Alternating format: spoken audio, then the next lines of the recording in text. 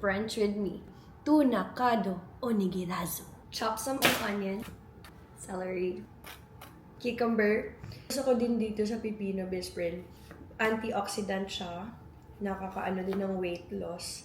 And also hydration. Kaya, di ba, yung iba naglalagay sa ice para ma-hydrate yung ice nila and ma-lessen yung dark under eyes. Nagawa tayo ng dalawang klaseng tuna.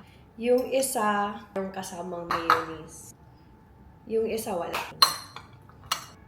Okay, so I'll put the onions.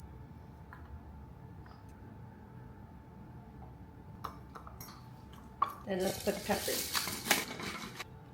Hello, Nori. Nori wrap. Ilagay na natin. Avocado. Looks good now. Seaweed again. The small little seaweed. So,